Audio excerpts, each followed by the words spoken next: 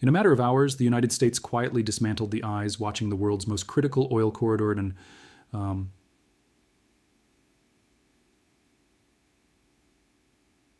and nobody in power is willing to say exactly why it happened now. Stay with this until the end. What follows will completely change how you understand this war and what comes next. American fighter jets crossed into southern Iranian airspace this weekend and knocked out the radar and the command and control nodes that run Iran's drone operation over the Strait of Hormuz. And as far as the Pentagon is concerned, the network that lets Tehran watch, track, and threaten ships in the world's most important oil corridor took a direct hit. Central Command says it struck two places, Goruk and Keshem Island, sitting right on the throat of the Gulf, and that the strikes took out air defenses, a drone ground control station, and a pair of one-way attack drones that were, in their words, a clear threat to vessels moving through those waters. That's the headline. That's what you came for. But sit with the location for a second, because the location is the whole story. Whoever controls the eyes over the Strait of Hormuz controls the single choke point that roughly a fifth of the world's seaborne oil has to squeeze through. And for 3 months, Iran has been the one with the eyes. This weekend, the United States went after the eyes directly. And the part nobody is saying out loud yet is that they did it in the middle of a ceasefire negotiation that on paper, both sides claim they still want. It's the 2nd of June. The strikes landed Saturday and Sunday. By Monday, Iran had already fired back at a U.S. base in Kuwait. And by the time this was recorded, the markets, the diplomats, and Tehran's own government are all telling slightly different versions of what just happened. If you want to follow this story as it actually moves instead of how the headlines flatten it, take 1 second to subscribe. Now let's look at what's really going on here, because the official statement and the reality underneath it are not quite the same thing. Start with the trigger, because Central Command was specific about it. They say Iran shot down a US MQ-1 drone over international waters. Iran's Revolutionary Guard tells it differently. They say the aircraft crossed into Iranian airspace with hostile intent and their air defense systems destroyed it. Same event, two completely opposite legal stories, and that gap matters more than it looks. If the drone was over international water, the US response is self-defense, and the world mostly shrugs. If it was over Iranian territory, then the country that fired the first shot in this particular exchange is the United States. A clean answer will not be found on that, and anyone who hands one over should be treated with suspicion. What can be said is that within hours, not days, hours, American fighter aircraft were over Goruk and Keshem, putting holes in Iran's surveillance grid. That speed tells you something.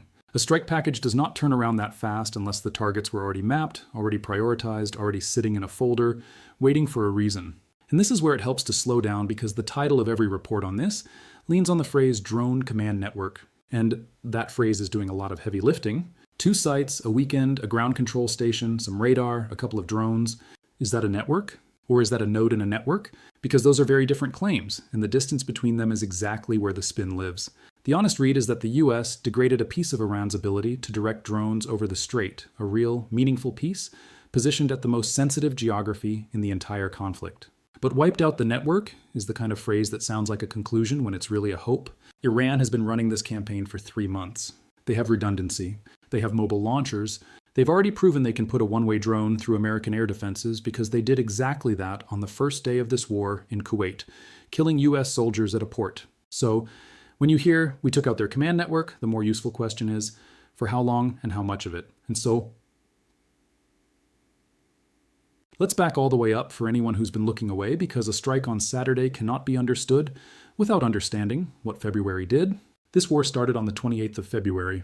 The United States and Israel hit Iran across a range of military targets, and in those opening strikes, Iran's supreme leader Ali Khamenei was killed. Think about that.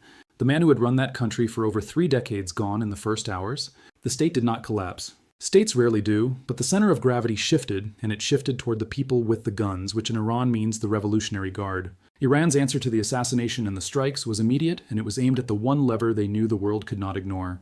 They closed the Strait of Hormuz, warnings over the radio, no ship passes, and then they backed it up, boarding merchant vessels, attacking tankers, laying naval mines in the water. This is not theoretical. Ships have been damaged, crews have been killed, a tugboat went down. The world's most heavily trafficked oil lane went quiet, and the price of everything that moves on diesel started to climb. Now, hold the strategic picture in your head, because this is the engine of the whole thing. Iran cannot win a straight military fight with the United States, and they know it. What they have is geography. They have a coastline that runs the entire length of the most important shipping lane on Earth, and from that coastline they can see, track, and threaten any vessel that tries to pass.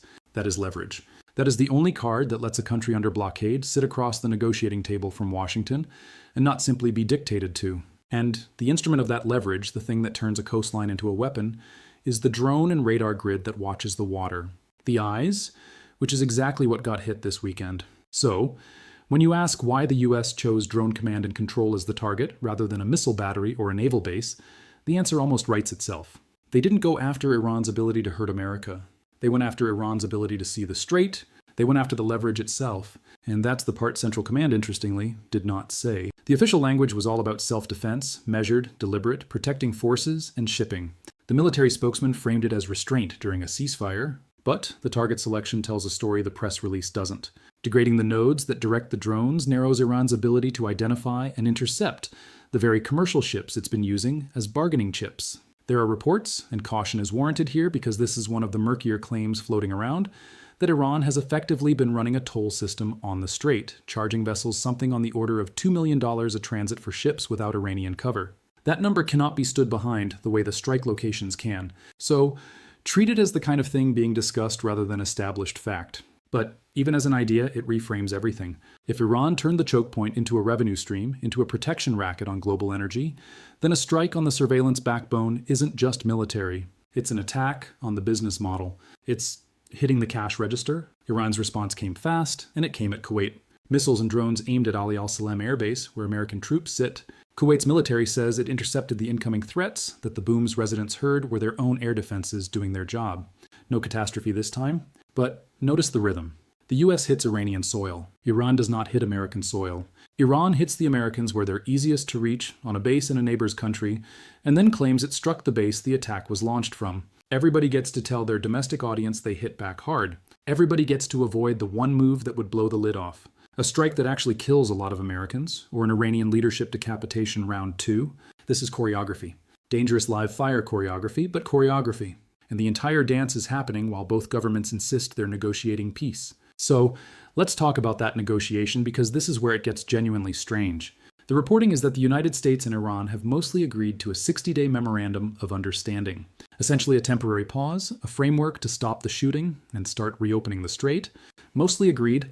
And then right at the end of May, President Trump reportedly sent amended terms, changes to the draft, carried to the office of the new supreme leader, Mojtaba Khamenei, the son of the man killed in February. A courier, a 72-hour window to respond, and it was inside that exact window that the weekend strikes landed. Read that again slowly. The US is pushing revised peace terms with a clock running and simultaneously bombing Iranian drone sites. Iran's reply was to say it would issue its own counter-amendments rather than accept Washington's text. So, you have a peace deal being edited like a contract dispute while the two sides trade live fire over the most important waterway on the planet. If that sounds incoherent, good. It is incoherent. And incoherence in a war is where accidents come from. Here's the layer underneath the incoherence, and it's the thing worth returning to. The Iranian government negotiating in Geneva or wherever, and the Iranian military firing the drones may not actually be the same actor anymore. Over the weekend, reports surfaced, first through Iran International, that the country's president, Masoud Pezeshkian, submitted a letter of resignation. The reason given in that letter, according to the source, was blunt, that he and the elected government had been pushed out of the real decisions, that the vacuum left after Khamenei's death let hardline factions inside the Revolutionary Guard take control of the country, and that he could no longer actually run a government he'd been locked out of. Now, and this is important, Iran's presidential office flatly denied it. A spokesman went on social media and called the reports false, called them foreign media games, said Pezeshkian remains committed and isn't going anywhere. So, the resignation is not confirmed, treat it as contested, but notice that even the denial doesn't dispute the underlying tension. Nobody is claiming the president and the guard are getting along. The fight over who actually controls Iran is real, whether or not the letter is. And that is the most consequential thing in this entire story, more than any single strike, because if the elected diplomatic side of the Iranian state is being hollowed out, and the Revolutionary Guard is the one calling the shots, then who exactly is the United States negotiating with? A memorandum of understanding can be signed with President Pezeshkian, and it can mean nothing, because the men who fly the drones and lay the mines never agreed to anything. A ceasefire can be obtained on paper from the part of the government that doesn't control the trigger. This is the nightmare scenario for any negotiation, a counterparty who can promise but cannot deliver, because real power sits with people who aren't at the table and don't want to be. The Guard's interest is not the same as the country's interest. The country needs the blockade to end, needs the oil to flow, needs the economy to breathe. The Guard needs the leverage of the Strait because the moment that leverage disappears, so does the Guard's reason to be the most powerful institution in Iran. They are, in a real sense, fighting for their own organizational survival, and they are willing to use the entire nation's economy as collateral to do it. Watch what that does to the numbers, because this is where it stops being geopolitics and starts being your gas tank. Iran's own crude exports have cratered. We're talking loadings of around 300,000 barrels a day in May. Back in March, that figure was closer to 1.7 million. So, Iran has strangled roughly 80% of its own oil exports to keep this fight going.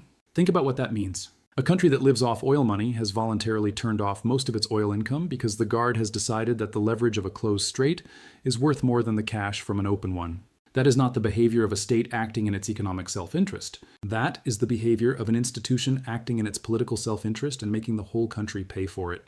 And it tells you how this ends, or rather how it doesn't end easily, because you cannot bargain someone out of a position they've already sacrificed 80% of their revenue to hold. Now turn the camera around to the global price of all this, because the oil market has been on a wild ride, and the story it's telling right now is almost arrogant. When the war started in late February and the strait closed, Brent crude, the international benchmark, took off. By late March, it was punching above $113 a barrel, the highest in years, and analysts at one investment bank were openly modeling a path to $200 if the thing dragged into summer. The International Energy Agency was comparing it to the oil shocks of the 1970s, two of them at once. And then something interesting happened. The market started betting on peace. Through May, as ceasefire talk gained traction, Brent fell hard, down something like 19% on the month, its worst month in a long while, settling back into the low 90s. West Texas, the US benchmark, back down around the high 80s. The traders had decided the war was basically over. They priced in the handshake before the handshake happened. This weekend's strikes jolted that. Prices popped a couple percent intraday, the war premium snapping back as everyone remembered the strait is still a war zone. But here's the tell, and it's a tell worth really hearing. The spike was small. The market did not panic. After a strike on Iran's drone command sites and an Iranian missile barrage at a US base, oil ticked up a few percent, and then everyone went back to assuming a deal is coming. That is the market making a bet. It's betting that the choreography holds, that nobody actually closes the kill zone, that the 60-day MOU gets signed, and the tankers start moving, and the price drifts back down. Maybe it's right. The market is right more than it's wrong, but the market is pricing peace into a situation where the elected government may have just tried to quit, and the people actually fighting the war have every incentive to keep it going. That's a lot of optimism sitting on a very thin foundation, and nowhere is that optimism louder than the US stock market, which, almost unbelievably during a shooting war over the world's main oil artery, just closed at a record high. The S&P 500 has been on a tear, 8th straight session of gains at the time of this recording, hovering around 7,600, up around 10% since the war began in February. Let that settle. American equities are up double digits since the United States and Israel killed Iran's supreme leader, and the Strait of Hormuz slammed shut. How?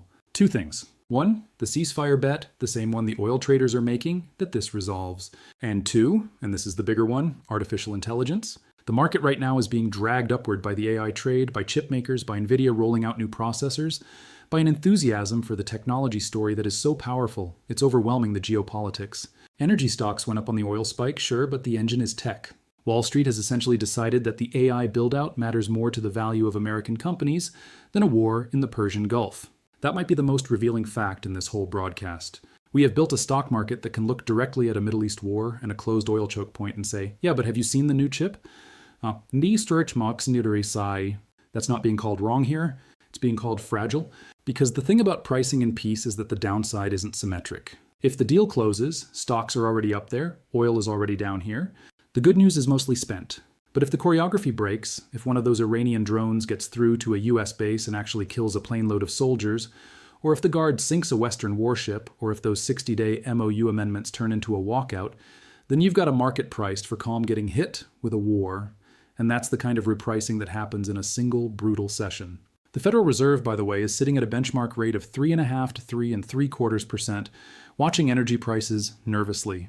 Because the one thing that could ruin its plans is exactly the thing this war keeps threatening. An oil-driven inflation spike that forces it to stop cutting, or worse, to tighten. So, the whole soft landing story for the American economy is, quietly, hostage to a choke point 9,000 miles away that's currently being patrolled by drones a US fighter jet was bombing on Saturday. Let's pull on a thread that doesn't get enough attention because the most important audience for this weekend's strikes might not be in Tehran at all. It might be in Beijing. China is watching this conflict the way a chess player watches another grandmaster's game, not for the drama, but for the lessons. Because the thing the United States is doing in the Strait of Hormuz, projecting power into a contested waterway, suppressing an adversary's air defenses and surveillance to keep a sea lane open, is a smaller, hotter rehearsal of the exact problem the US would face in a fight over Taiwan. How fast can American air power degrade an integrated air defense system? How well do the electronic warfare assets actually work against a layered radar network? How many precision munitions does a sustained campaign burn through? How long can the stockpiles hold? Every one of those questions is being answered in real time in live combat over Hormuz, and China is taking notes. The same way the world's militaries learned from Ukraine about drones and trench warfare, China is learning from this about choke points and naval suppression and American endurance. The Strait of Hormuz is right now a laboratory for a Pacific war nobody wants to fight, and that question of endurance of stockpiles is not abstract. There has been real public worry in defense circles about how deep American munitions inventories actually are after years of arming Ukraine, arming Israel, and now running a sustained air and naval campaign against Iran. Radar sites cannot be bombed and drones cannot be intercepted, and a blockade cannot be maintained indefinitely on a finite stockpile of precision weapons. Somewhere there is a spreadsheet, classified, that says how many more weekends like this one the United States can sustain before it has to make hard choices about what to defend and what to let through. That spreadsheet is part of why there's a ceasefire negotiation at all. Peace sometimes is just logistics wearing a nicer suit. Layer on top of that the Golden Dome, the missile defense initiative the administration has been pushing, the ambition of a continental shield against the kind of missile and drone threats this war has put on full display. The Iran conflict is, in a sense, the most expensive possible advertisement for that program. Every Iranian ballistic missile that gets intercepted over Kuwait or the UAE is a data point, and the UAE alone has reportedly knocked down hundreds of ballistic missiles, thousands of drones, dozens of cruise missiles over the course of this thing using American-supplied Patriot and THAAD systems. That's a defense industry case study and a budget justification rolled into one. But it also exposes the other edge of the sword. Interceptors are expensive, drones are cheap. Iran can build a one-way attack drone for a few $1,000s and force you to shoot it down with an interceptor that costs 100 times more. That math, cheap offense, expensive defense, is the same math that's going to define every conflict of the next 20 years. And the Strait of Hormuz is where it's being run live right now with real money on both sides of the ledger. So let's try to hold all of this in one frame because the pieces fit together in a way that's almost too neat. There is a war that started with an assassination and a closed strait. There is a Revolutionary Guard that has filled the power vacuum and is now, by some accounts, running the country over the head of its own elected president. A president who may have just tried to resign rather than keep signing his name to decisions he doesn't control. That guard is using the world's most important oil corridor as both a weapon and possibly a toll booth, willing to strangle its own oil exports by 80% to keep the leverage alive. The United States is negotiating a 60-day pause with one hand while bombing the Guard's surveillance grid with the other inside a 72-hour deadline of its own making. An oil market and a stock market have collectively decided this all ends in a handshake with American equities at record highs powered by an AI boom that's somehow louder than a war. And China sits in the back of the room quietly learning everything it can about how America fights in a choke point for the day it might need to know. Now, here's the catch that's been circling the whole time, the open loop. The official story is that this weekend's strikes were a measured, deliberate act of self-defense, restraint even during a ceasefire, and maybe that's exactly what it was. But look at the choice again. Of all the targets the US could have hit in response to a downed drone, it chose the drone command and control nodes over the Strait of Hormuz. It chose the eyes. It chose the surveillance backbone that gives Iran its only real leverage. The leverage the Guard is fighting to keep. The leverage that's the entire reason a closed strait is worth 80% of your oil income. That's not a random retaliation. That's a negotiating move executed with fighter jets. Peace terms are being sent to the Supreme Leader's office with one hand, and with the other, the exact capability that makes his hardliners feel they can hold out is being degraded. This is not just defending forces. This is changing the price of saying no. And if that's what this was, if the strike on the drone network was a message priced into a negotiation, rather than a simple act of self-defense, then the question that actually matters isn't whether the United States wiped out Iran's drone command, it's whether the people who run Iran's drones are the same people who can sign a peace.